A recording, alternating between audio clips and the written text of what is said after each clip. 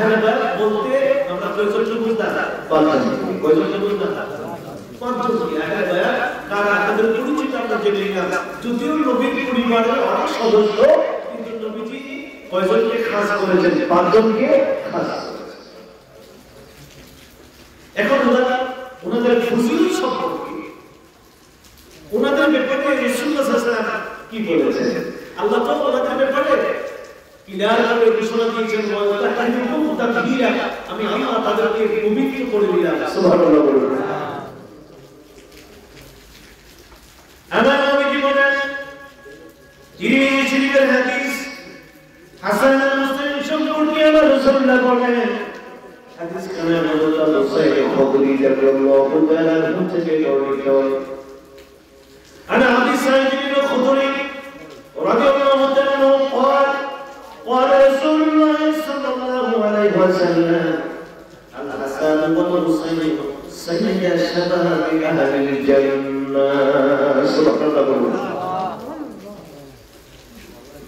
এর আমার এই আহলে বায়াতের দুইজন সদস্য, একজনের নাম হাসান আর একজনের নাম হুসাইন। একজনের নাম হাসান আর একজনের নাম হুসাইন। শুনো তাদের মর্যাদা কতটুকু, তাদের ফজিলত কত বড়। রাসূল বলেন, আল হাসান ওয়া হুসাইন সাইয়্যিদা শাবাবি আহলিল জান্নাহ। হাসান আর হুসাইন হবে জান্নাতের কোটি কোটি যুবকদের সরদার। আমার নাতি হাসান আর হুসাইন হবে জান্নাতের কোটি কোটি যুবকদের সরদার। জোরে বলুন সুবহানাল্লাহ।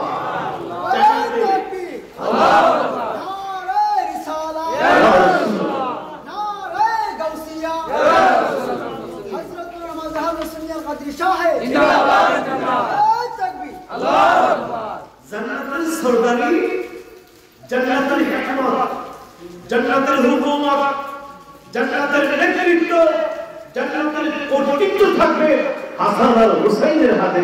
জোরে বলুন সুবহানাল্লাহ। এই ঘোষণা রাসূলুল্লাহ দিয়েছেন। জান্নাতের যারা সরদার হবে, জান্নাতের নেতৃত্ব যাদের হাতে থাকবে, তাদের কোনো দোষ আছে না, তাদের কোনো অন্যায় আছে না, তাদের কোনো অপরাধ আছে না। এরপরে নবী বলেন, এই হাদিস কেন তিরমিজি শরীফের মধ্যে রয়েছে, আলী ইবনে মুররা রাদিয়াল্লাহু তাআলা قال قال رسول الله صلى الله عليه وسلم হুসাইন মিন্নি ওয়া আনা মিন হুসাইন। সুবহানাল্লাহ। নবীজি এখন হাসানকে বাদ দিয়ে শুধু হুসাইন সম্পর্কে বলেন, হুসাইন মিন্নি ওয়া আনা মিন হুসাইন। হুসাইন হলো আমার আর আমি হলাম হুসাইনের। সুবহানাল্লাহ। হুসাইন থেকে আমি আর আমার থেকে হুসাইন। সুবহানাল্লাহ। এখন হাসানকে কেন বাদ দিলেন? এই কথাটা বলতে রাসূলুল্লাহ হাসানকে কেন রাখলেন না? কারণটা কি? ব্যাপারটা আমার ভাইরা, নবীজি বললেন হুসাইন মিন্নি, আমার থেকে হুসাইন, ওয়া মিন হুসাইন, আর আমি হইলাম হুসাইন থেকে। নবীজি আপনার থেকে হুসাইন বুঝতে পারলাম, আপনার কন্যা ফাতেমার সন্তান হলো হুসাইন, এই জন্য আপনি রাসূলুল্লাহ বলতে পারেন আমার থেকে হুসাইন। কিন্তু হুসাইন থেকে আপনি রাসূলুল্লাহ কেমন পড়ে? সুবহানাল্লাহ বলুন। এটা তো বুঝতে পারলাম না। নবীজি থেকে হুসাইন, হুসাইন থেকে নবীজি কেমন হয়? হাসানকে কেন রাখলেন না? কারণটা কি? ব্যাপারটা কি? কিনার হয়ে যাচ্ছে কেন? রাসূলুল্লাহ বলল আলাপ থেকে হুসাইন আর হুসাইন থেকে আলাপ।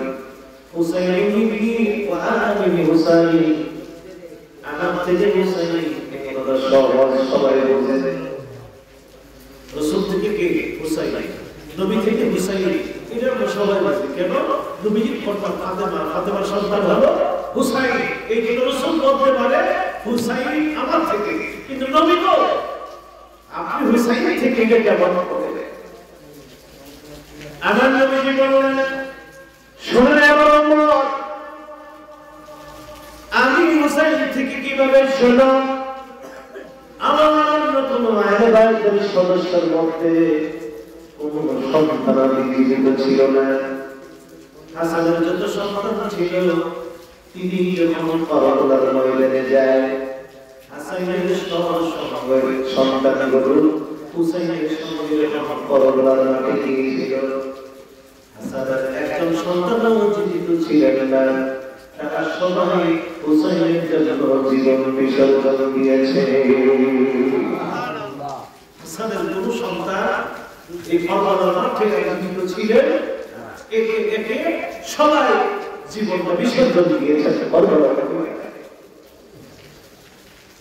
নবী বুঝতে পারলেন হাসানের কোন সন্তান ছিল না।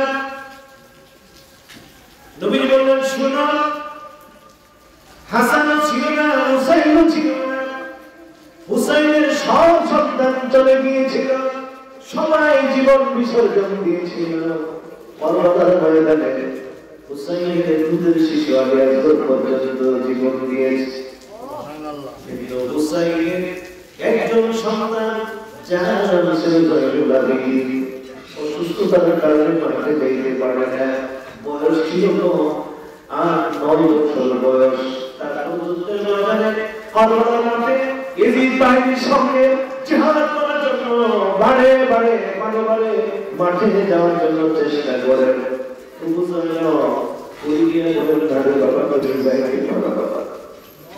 তুমি অসুস্থ, তুমি যাইতে পারবে না, তুমি শুয়ে থাকো, তুমি শুয়ে থাকো।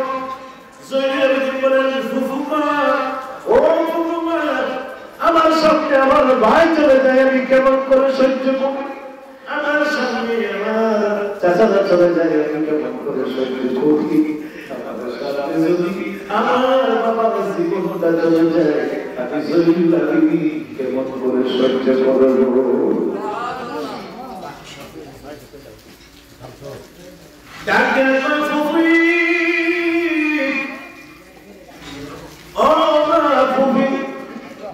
আমাকে বিদায় দিন, আমিও যুদ্ধের ময়দানে যাব।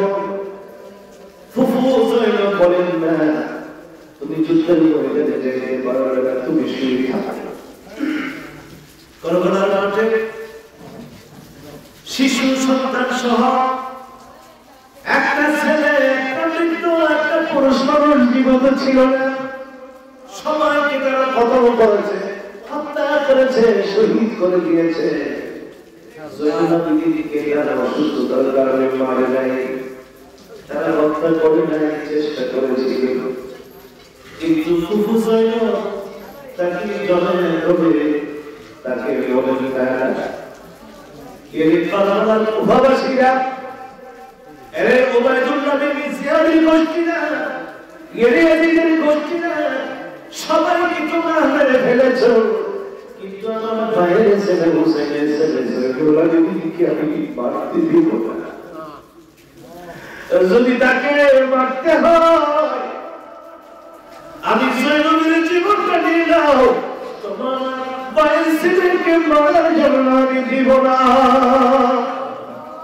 তিনি জড়াইয়া ধরে বুকের সাথে বিছাইয়া জয়নুল আবেদিনকে রেখে দিলেন। আমার নবী বললেন হুসাইনকে আমার থেকে আমি হুসাইন থেকে, নবীজি বলছেন আমি হুসাইন থেকে, কারণ হুসাইনের একজন সন্তান বিবি ছিল যার নাম জয়নুল আবেদিন।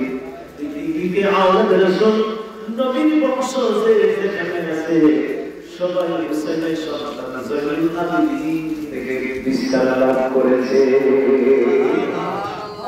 নবী আগে ভবিষ্যৎবাণী করেছে, আরে হুসাইন তুমি আমার থেকে আর তোমার থেকে আমি রাসূলুল্লাহ সুবহানাল্লাহ। এখন এই শব্দটা বলছে, বুঝতে পারছেন তো কেন নবীজি বলছেন আমি হুসাইন থেকে, আর হুসাইনের সন্তান জয়নুল আবেদিনের দ্বারাই আমি রাসূলের বংশ পৃথিবীতে বিস্তার আয়াত থাকবে। যদি বলুন সুবহানাল্লাহ। আমার নবীজি বলেন, আমার আহলে বায়াতের দৃষ্টান্ত হলো নবীজি বলেন আল্লাহু মান আহাব্বা হুসাইনা, রাসূলুল্লাহ কিলার করে দিলেন শোনো আমার আল্লাহ ভালোবাসবে সুবহানাল্লাহ বলুন আমার আল্লাহ তাকে ভালোবাসবে যিনি হুসাইনকে এরপরে হাদিসে মুসনাদ আহমদের মধ্যে আমার রাসূলুল্লাহ সাল্লাল্লাহু আলাইহি ওয়াসাল্লাম তাদের ব্যাপারে বলেন হযরত আবু রাদিয়াল্লাহু তাআলা আনহু থেকে বর্ণিত হাদিস খানা দিয়ে শুনবেন কেন শুনবেন শোনার তারা আল্লাহ আজকে আহলের সঙ্গে মহব্বতের আলোচনা গোট বান্দা প্রতি পয়লা করে সুযোগ মানে সারা কিন্তু সরাসরি কোরআনের কথা হাদিসের কথা শুনেন না এই তাজল্লা আসল মূল বিষয়টা আপনাদের সামনে তুলে ধরবো একটা বিষয় আপনাদের সিনার ভিতরে ঢুকে গেল আহলে বায়াত কারা যদি আপনাদেরকে প্রশ্ন করা হয় উত্তর দেওয়া যাবে কিনা পারবেন না আহলে বায়াত কারা যদি প্রশ্ন করা হয় উত্তর দিতে পারবেন না এখন এদের মর্যাদার কথা শুনতেছেন তাদের সম্মান তাদের মর্যাদা তাদের ব্যাপারে রাসূলুল্লাহ কি বলেছেন হযরত আবু বকর রাদিয়াল্লাহু তাআলা আনহু থেকে বর্ণিত তিনি বলেন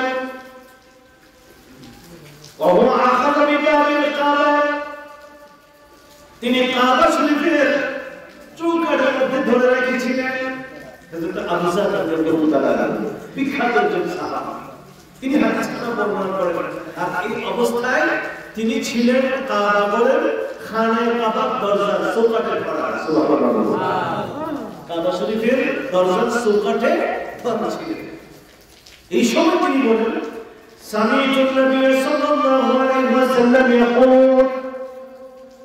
হযরত আবু বকর রাদিয়াল্লাহু তাআলা বলেন আমি কাবার চৌকাঠে ধরে রাখলাম এমন সময় আমি শুনতে পেলাম রাসূলুল্লাহ সাল্লাল্লাহু আলাইহি ওয়াসাল্লাম বলতেছেন কে বলেন রাসূলুল্লাহ সাল্লাল্লাহু আলাইহি ওয়াসাল্লাম শুনেন কি হযরত আবু বকর রাদিয়াল্লাহু তাআলা আনহু তিনি যখন কোথায় ছিলেন কাবা শরীফের দরজার চৌকাঠে ধরা সুবহানাল্লাহ হাদিসটা যিনি বর্ণনা করেন সাহাবী নাম হযরত আবু বকর রাদিয়াল্লাহু তাআলা আনহু তিনি বলেন আমি রাসূল থেকে শুনতে পেলাম আর তিনি তখন কোথায় ছিলেন খানে কাবার দরজার চৌকাঠে ধরা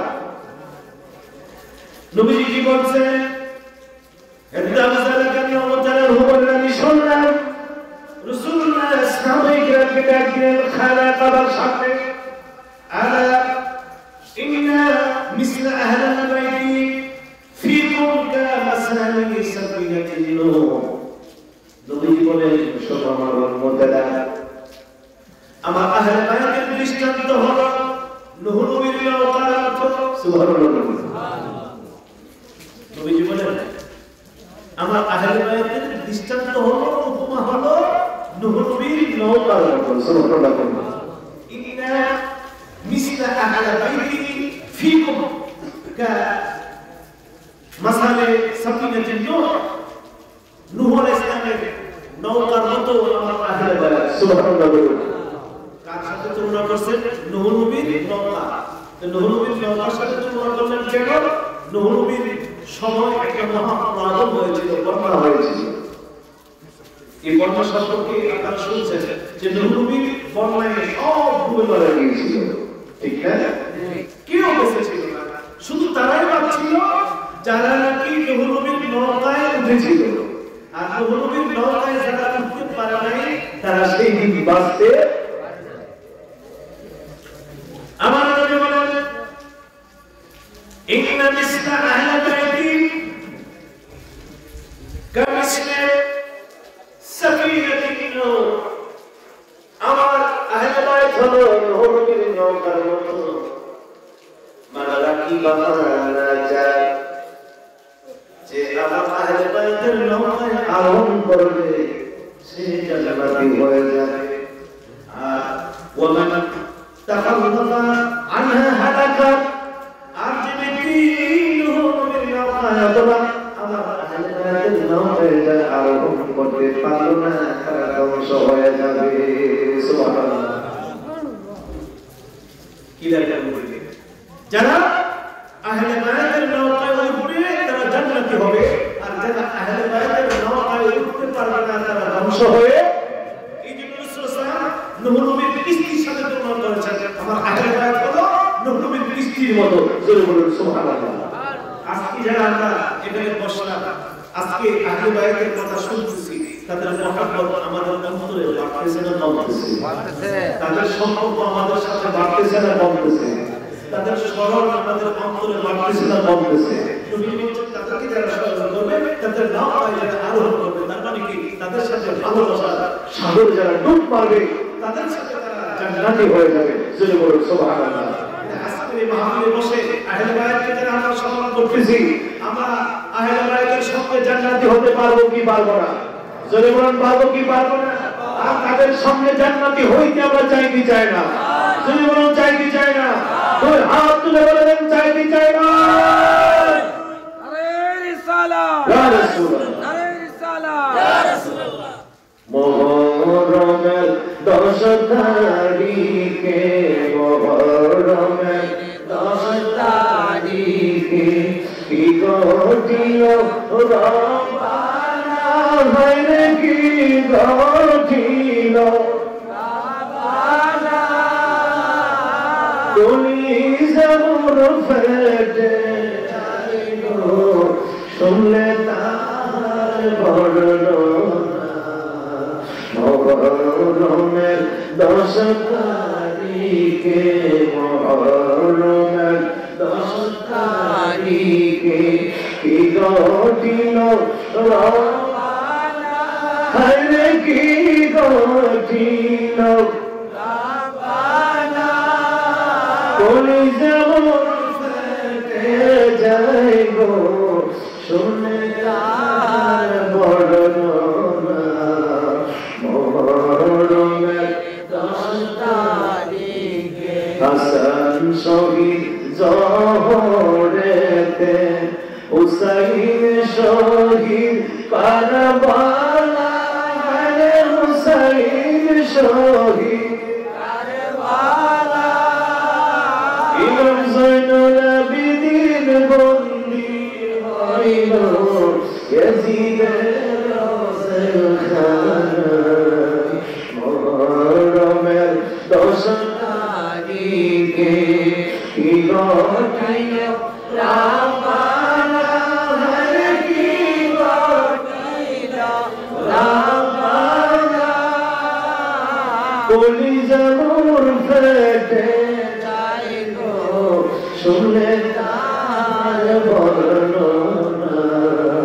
মুহররমের 10 তারিখে বন্ধুরা, আমি বলতেছি আহলে বায়তের শান, আহলে বায়তের মর্যাদা, আহলে বায়তের ফজিলত দিয়েছেন কে? যদি বলুন কে? তাদেরকে ইজ্জত দিলেন কে? সম্মান দিলেন কে? আরে এগুলো বর্ণনা করেন আমাদের নবী রাসূলুল্লাহ। যে আহলে বায়তকে ভালোবাসলে জান্নাতি হওয়া যায়। নবী বলেন যারা নাকি হাসানকে ভালোবাসবে, হুসাইনকে ভালোবাসবে, ফাকাদ আহাব্বানি, তারা যে নবী রাসূলুল্লাহকে ভালোবাসলো, ওয়া মান আহাব্বাহুমা ফাকাদ আহাব্বানি, আর হাসান আর হুসাইনকে যারা ঘৃণা করলো, তারা যে নবীকে ঘৃণা করেছে। শুধু তাই নয়, আমার নবীজি বলেন শুনো তাদেরকে ভালোবাসলে তোমার জান্নাতে হবে। হযরত আলীকে রাসূলুল্লাহ ডাক দিলেন, কাকে? আলীকে। হযরত আলীকে ডাক দিলেন, ইয়া আলী, আলী আনা ওয়া আনতা মিন শাজারাতি, ও আলী তুমি আর আমি হলাম একটা গাছ। সুবহানাল্লাহ। আলীকে বলতো কাকে? আলীকে। আলীকে ডাক দিলেন, আলী রে, ও আলী তুমি আর আমি হলাম একটা গাছ। আলীকে। আনা আসলুহা ওয়া আনতা ফারুহা, আলী ও আলী শোনো, তুমি আর আমি একটা গাছ, আমি হইলাম গাছের মূল, আর তুমি আলী হইলা গাছের কাণ্ড। সুবহানাল্লাহ। আলী রে, আমি হইলাম গাছের মূল আর তুমি হইলা কাণ্ড। নবী কেমন মিলাইছে? মূল ছাড়া কাণ্ড হবে না। যে গাছের মূল থাকে না, এই গাছের কোনো কাণ্ড হয় না। কাণ্ড ছাড়া মূল টিকে না, আবার মূল ছাড়া কাণ্ড হয় না। নবী ডাকিয়া কয় আলী, আলী তুমি ছাড়া আমি নাই, আর তুমি আলী ছাড়া আমি নবীও নাই। সুবহানাল্লাহ। ওয়ালি আনা আসলুহা ওয়া আনতা ফারুহা, আমি হইলাম মূল আর তুমি হইলা কাণ্ড। সুবহানাল্লাহ। আল হাসান আল হুসাইন আবসানুহা, আলী আমি মূল তুমি কাণ্ড, আর হাসান আর হুসাইন হইল গাছের দুইটা ডালা। সুবহানাল্লাহ। তুমি কাণ্ড আমি হইলাম মূল, আর দুইটা ডালার নাম হলো, একটার নাম হাসান আর একটার নাম হুসাইন। এই কথা কে বলেন? রাসূলুল্লাহ। আলী হাসান আর হুসাইন হলো গাছের দুইটা ডালা। নবী আমার ডাক দেয়া কয় আলী রে, ومن تمسك بغصن من أغصانها،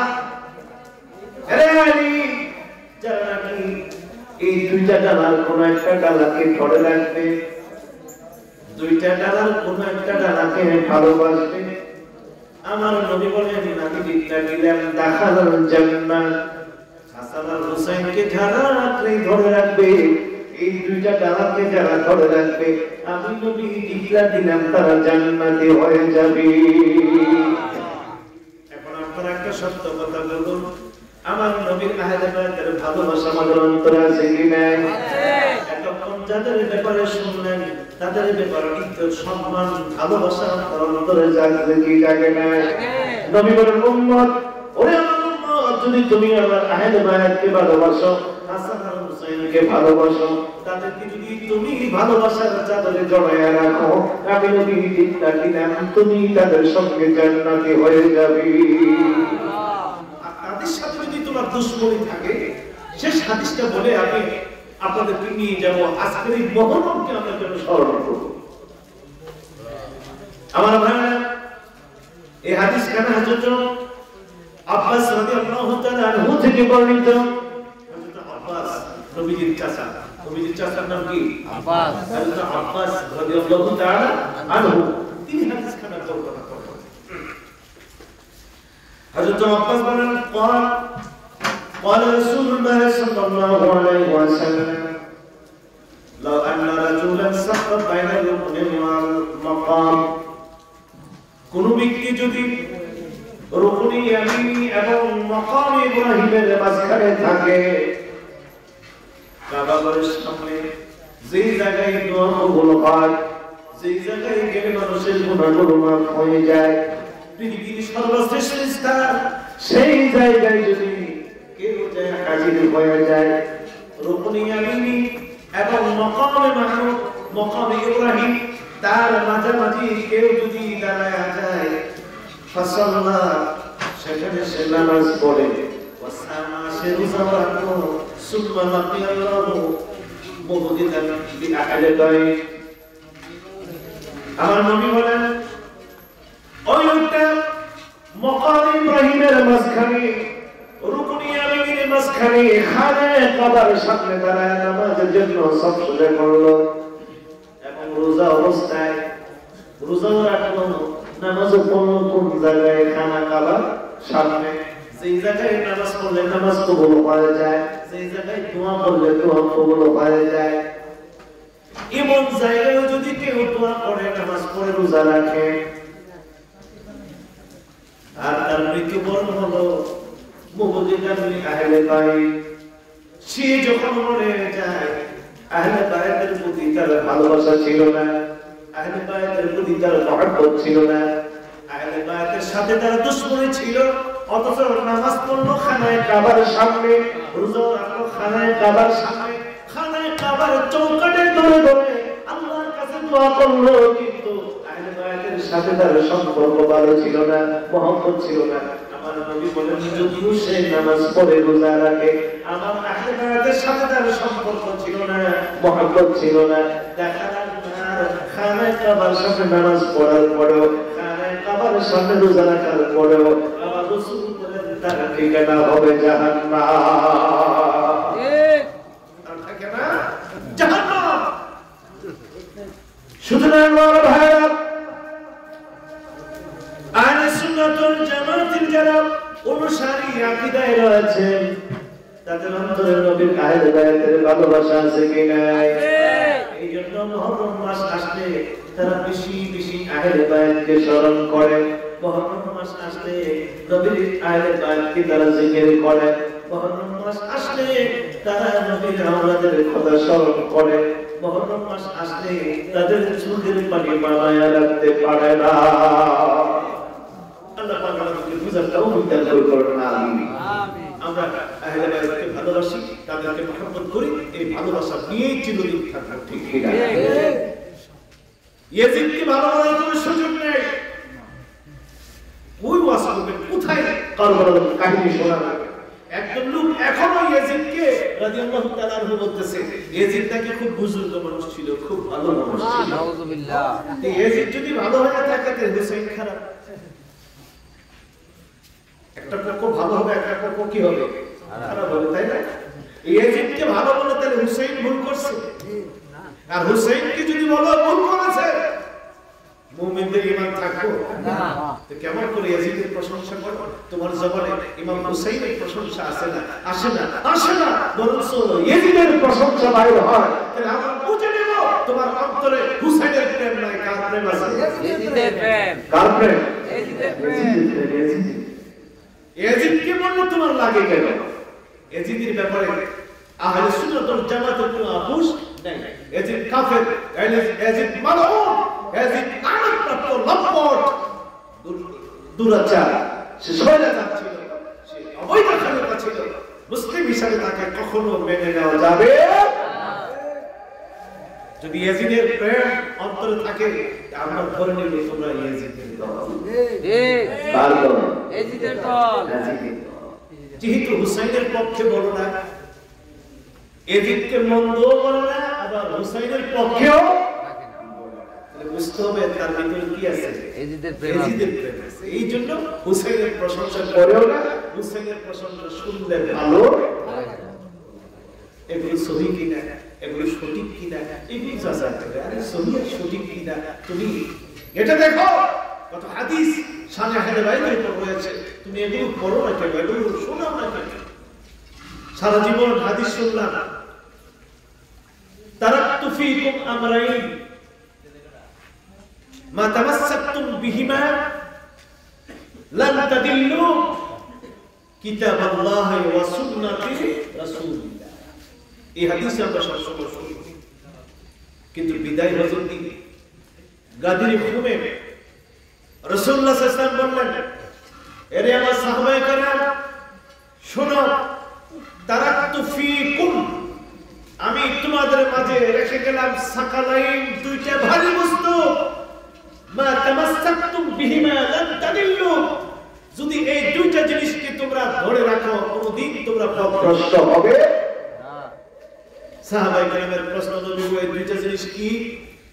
নবীজি বলেন, একটা হলো কিতাবুল্লাহ, আল্লাহর কিতাব, তার মানে কোরআনুল কারীম, আর দুই নম্বর হলো ওয়া ইতরাতি আহলে বাইতি, দুই নম্বর হলো আমার আহলে বায়াত তোমাদের মাঝে রেখে গেলাম, তাদেরকে যারা ভালোবাসবে, তাদের পথে যারা থাকবে, তোমরা কোনদিন পথভ্রষ্ট হবে না। কিন্তু আমরা কোনদিন ওই হাদিসটা বেশি বেশি পড়ি, দুইটা জিনিস রাখছে, একটা হলো কিতাবুল্লাহ আর একটা হলো সুন্নাত রাসূল, কিন্তু ওই হাদিসটা কিন্তু কোন ইমাম সাহেব মিম্বরে কোনদিন বলে যে আমাদের জন্য কিতাব রাখছে আর আহলে বায়াতকে রেখে গেছে, এই কথা বলে আল্লাহ পাক বুঝার তৌফিক দান করুন। আমিন। আল্লাহ রহমতে বলেন আমিন। আমিন। এটা বলে আবার বিভক্ত হয়ে গেল, যারা আহলে বায়াতকে ভালোবাসে বেশি, তাদের মধ্যে দুই দলে বিভক্ত হয়ে গেল। আহলে সুন্নাত ওয়াল জামাত ইফরাতেও নাই, তাফরিতেও নাই, কিন্তু একটা দল আহলে বায়াতকে ভালোবেসে এমন অবস্থায় চলে গেল, তারা হযরত আলীকে নবী মনে করে। আল্লাহ পূর্ববশত মুহাম্মদ রাসূলুল্লাহর কাছে ওহী দিয়েছেন, আর নতুবা আলীর কাছে ওহী আসে। আমরা তাদের পক্ষে না, তারা শিয়া। শিয়ারা মনে করে আবু বকর ওমর কাফের হয়ে গেছে, ওরা কোন বৈধ খলিফা ছিল না। আর আহলে সুন্নাত ওয়াল জামাতের আকীদা হলো আবু বকর হক, উমরও হক। সুতরাং আমরা শিয়াও না, খারিজিও না, আমরা হলাম আহলে সুন্নাত ওয়াল জামাত। জামাত। খারিজিরা আবার হযরত আলীর বিপক্ষে ছিলেন, আলীকে হক মনে করতেন। শিয়ারা আলীরে হক মনে করে আবু বকররে না হক মনে করত, ওমর ফারুকরে না হক মনে করত। আবার খারিজিরা হযরত আলীকে না হক মনে করতেন, তারা আলীর দল থেকে বাইর হয়ে গিয়েছিল। সুতরাং আমরা শিয়াদের পক্ষেও না, খারিজিদের পক্ষেও না, আমরা আহলে সুন্নাত ওয়াল জামাতের পক্ষে। আমরা আবু বকরকে মানি, ওমরকে মানি, ওসমানকে মানি, হযরত আলী রাদিয়াল্লাহু তাআলা আনহুকেও মানি। তারা হক খলিফা ছিলেন, তাদের ব্যাপারে কোনো এতরাজ করা যাবে না, তাদের ব্যাপারে কোনো সন্দেহ করা যাবে না। শিয়ারা আবার মাথা চালা দিয়ে বাংলাদেশেও প্রবেশ করেছে। শিয়ারা তাজিয়া মিছিল করে, গুড়া বানায়, তাবু বানায়, একজনকে হুসাইন বানায়, আরেকজনকে হাসান বানায়, শাহর বাবা বানায়, জয়নুল বানায়, জয়নুল আবেদিন বানায়। এগুলো ইসলামী সংস্কৃতি নয়, শিয়াদের কার্যকলাপ। মূর্তি এবং তাদের আকৃতি ধারণ করে এই সমস্ত স্মৃতিচারণ ইসলাম কোনদিন পছন্দ করে না। এগুলোর সাথে আহলে সুন্নাত ওয়াল জামাতের কোনো সম্পর্ক নেই। তারা আহলে বাইতকে ভালোবাসে, ভালোবাসতে যায় অতিরঞ্জিত করে ফেলে, যেগুলো সীমা লঙ্ঘন হয়ে যায়, কোরআন সুন্নাহর বিরোধী হয়ে যায়। আমরা কোরআন সুন্নাহ বিরোধী কোন আমলকে আমরা সমর্থন করি না। আল্লাহ পাক বুঝার তৌফিক দান করুন। আমিন।